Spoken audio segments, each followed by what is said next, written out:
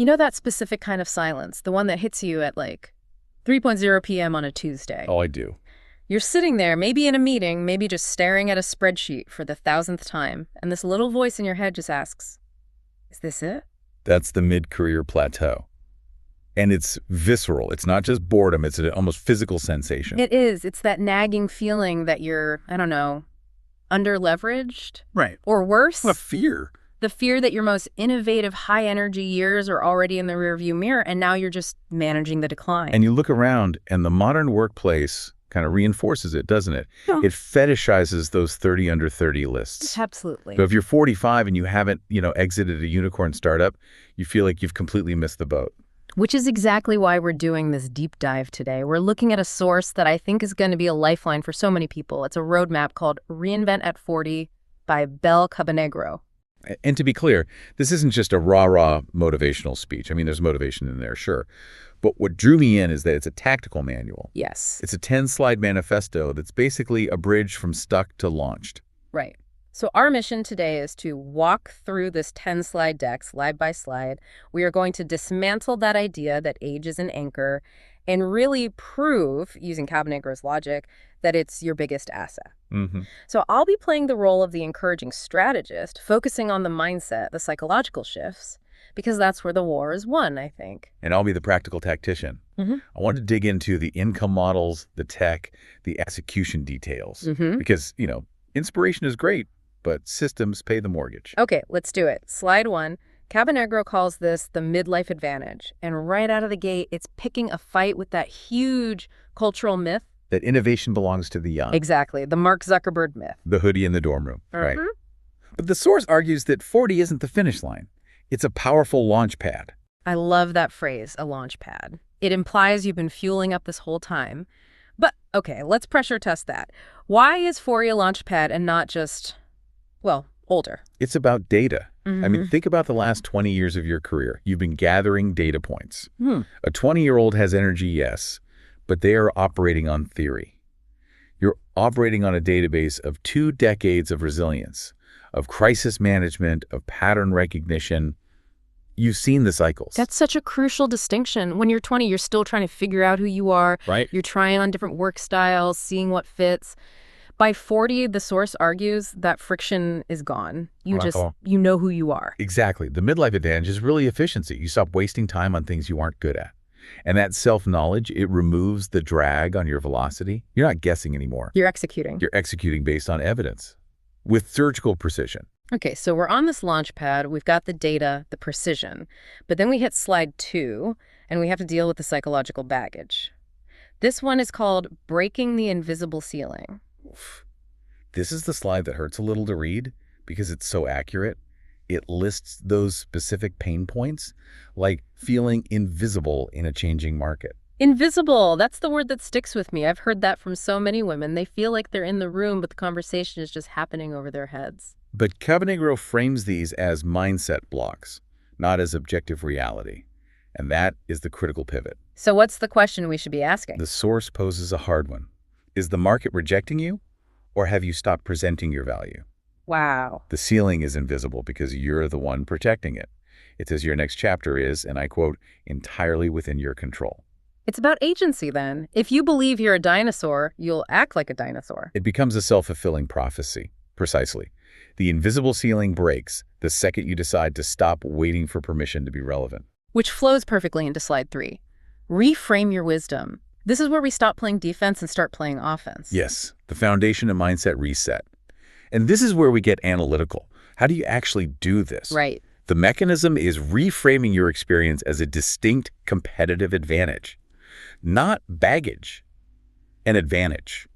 I like the accounting metaphor the source uses here. It says, to stop looking at the liability column, lost youth, gray hair, and start looking at the asset column. And what's in that asset column? Emotional intelligence. Yeah. A 20-year network of contacts. It's a huge asset. The ability to handle a crisis without freaking out. That is a premium asset a 25-year-old just hasn't acquired yet. They haven't lived through enough crises. The source also mentions defining your why. That when you get total clarity on your why, the fear just evaporates. Why is that? Because you stop competing on the wrong metrics. If your why is, say, I want to help small businesses scale using my logistic experience, Yeah. you're not competing with a Gen Z TikTok marketer. You're playing a totally different game. A different game. A game of wisdom. Your skill set, strategy, leadership, empathy, it's timeless. You're not outdated. That's empowering. Okay, so we've reset the mindset. We know we have value, but now what do we do? This brings us to the strategy section, slide 4, the roadmap to freedom. And this is where the tactician in me gets excited because, let's be honest, reinvention usually just looks like flailing around. Oh, totally. Throwing spaghetti at the wall to see what sticks. And nothing sticks but the mess. But W𝗶𝗏 presents this as a structured 7-module roadmap. It moves you linearly from searching to launched. That structure is so comforting. It treats your career transition like a project to be managed, not a wish to be made. It removes the decision fatigue. You don't wake up wondering what to do. You just look at the next module. Yeah. It turns an existential crisis into a checklist. Love a good checklist. So part of that project is figuring out what the project is. Slide 5 is choosing your path. The filter phase. This is critical. The source is the criteria must match your specific personality and lifestyle. This is not one size fits all. Right. If you hate selling, don't start a business that requires cold calling 50 people a day. Exactly. So the source breaks it down into a few options, online versus offline work. But the split I find most interesting is skills-based versus time-based projects. Okay, let's unpack that. Time-based is what most of us know, right? Yes. Consulting, coaching, freelancing. You do an hour of work, you get paid for an hour. It's low risk, easy to start, but It doesn't scale. it's hard to scale. There are only so many hours in a day. You effectively just own a job. So what's skills-based? That's where you package your skill into a product, a course, a template, a workshop.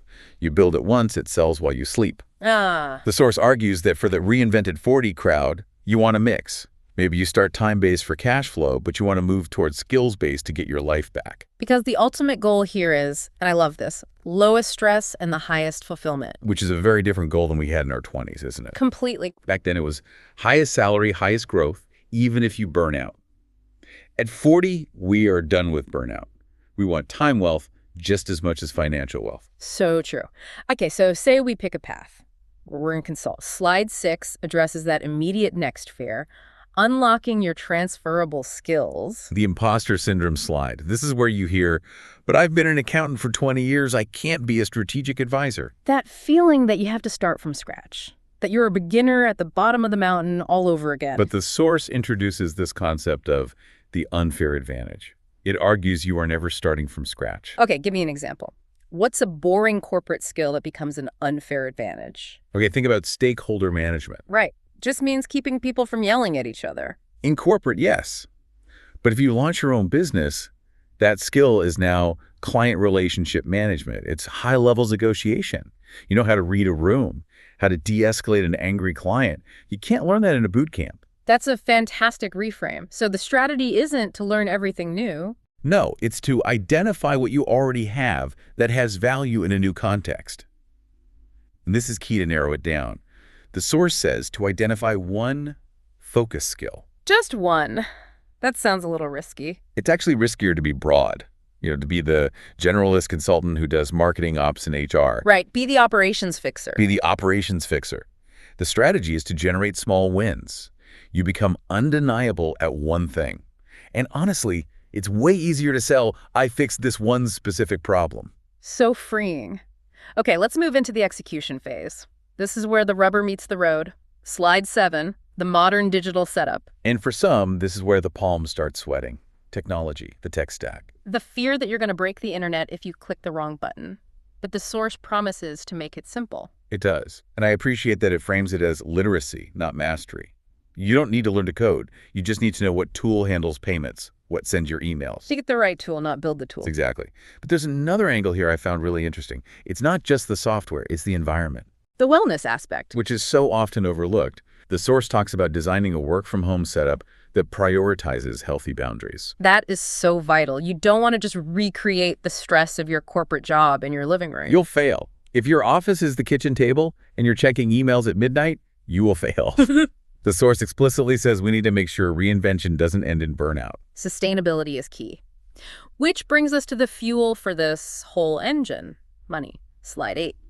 Sustainable income models. The bottom line, the economics of the second act. And I appreciate the reality check here. The source says this is not a get-rich-quick scheme. No, this is about crafting a real value proposition. It lists the models: one-time, recurring, active, and semi-passive. Let's break those down because the mix seems to be the secret sauce. Sure. Active is trading time for money, great for immediate cash flow. One-time is a project fee. But the gold standard the source points to is recurring and semi-passive. Recurring being like a retainer. Right. A monthly fee for ongoing support. It provides stability, mental peace, and semi-passive is selling those assets, the templates, the guides. A portfolio approach. Exactly. And it covers realistic earning expectations. It warns against underpricing yourself out of insecurity, which is a huge issue. Oh, huge. A lot of women do it forgetting they have 20 years of expertise. It's about building a business, not a low-paying job for yourself. Okay, we have the mindset, strategy, tech, financial model. We are ready. Slide 9, your launch checklist. Pure execution. You can plan forever, but eventually you have to ship. And the roadmap provides what, a launch week plan? A launch week plan and a pre-launch checklist. A checklist keeps the panic at bay. I love that. It's essential.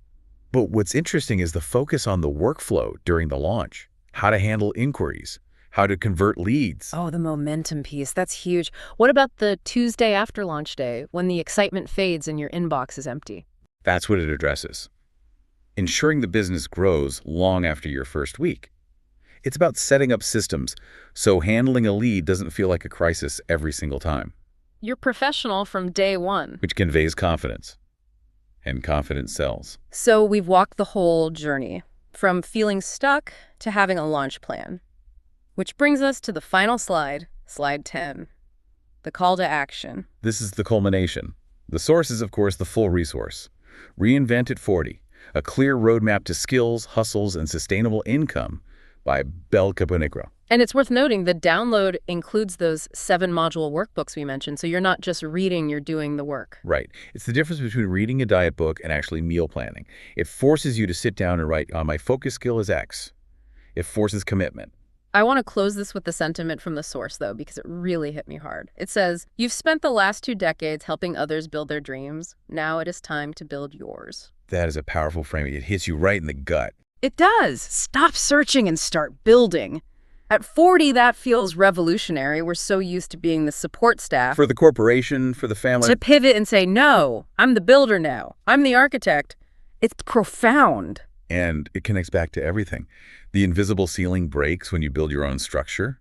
The midlife advantage is realized when you apply your resilience to your own project. Exactly. So to recap what we've learned from this roadmap, that invisible ceiling is absolutely breakable. It's a ghost story we tell ourselves. And the midlife advantage, that resilience, that insight, it's real currency in the modern market. You have the assets. You just need the deployment strategy. Absolutely. It's about shifting from being a passenger to being the driver. So here's the question we want to leave you with.